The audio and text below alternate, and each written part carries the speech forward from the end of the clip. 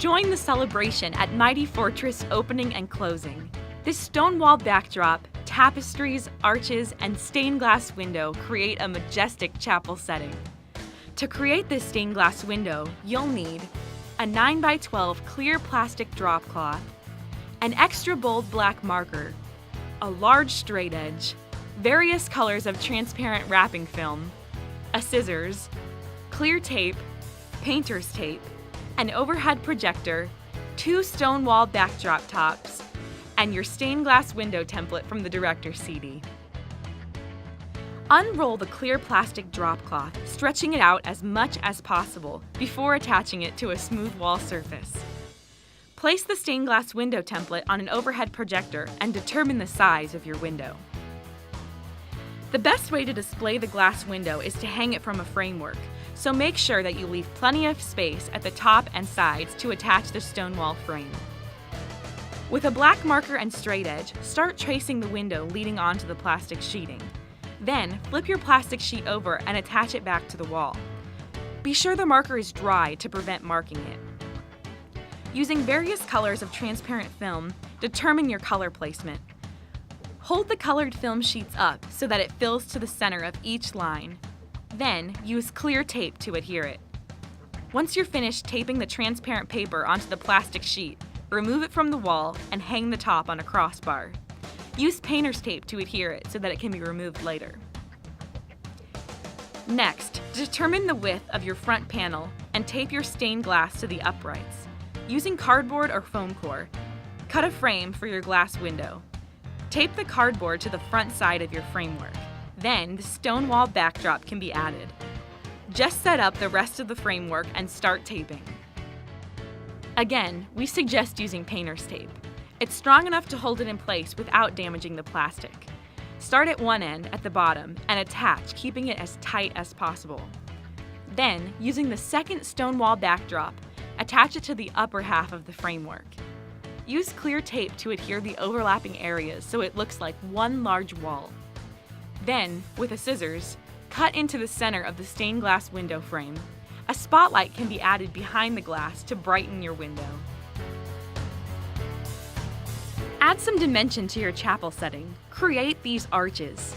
You'll need 4 large sheets of cardboard, planks of 1x2 plywood, adhesive glue, brown flat latex paint, uprights for your arches, a utility knife, a saw, duct tape, paper shipping tape, and your arch template from the director's CD.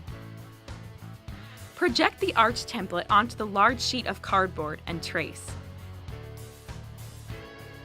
Using a utility knife, cut out the excess and set it aside for later.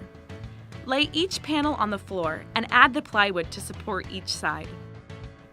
Cut 2 pieces for the top crossbars. Use glue to attach and then add something heavy to ensure the glue adheres.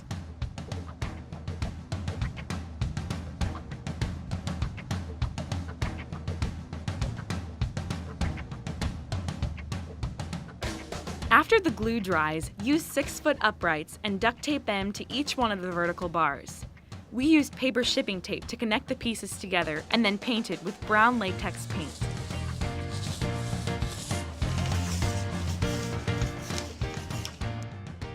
Finish your fortress setting with these majestic blue tapestries. You'll need blue felt fabric, a large roll of freezer paper, a pencil, an X-Acto knife, white acrylic paint, black acrylic paint, some sponge brushes, 2 small curtain rods, some string, an iron, flagpole and stand, and the tapestry template from the director's CD. First, determine the size of your banner and cut it to size. You can use the leftover from the cardboard arches to give you the best measurement. Be sure to sew pockets for the pole. Next, project the template onto the freezer paper, wax side down. With a pencil, draw the image. Now, tape the paper to a hard surface and cut out the pieces with an X-Acto knife. Once you have everything cut out of the freezer paper, use a hot iron to adhere the freezer paper to the fabric surface. Go over the areas so that there's a good seal. Center the remaining pieces and iron those into position as well. The surface is now ready. Start with the white paint. Take your sponge brush and add it to the exposed areas. Once the white paint is dry, then add the black paint using the same process. You may determine that 2 coats are needed. Let the paint dry and then peel off the freezer paper. Then add a small curtain rod into the top pocket and add a string for hanging.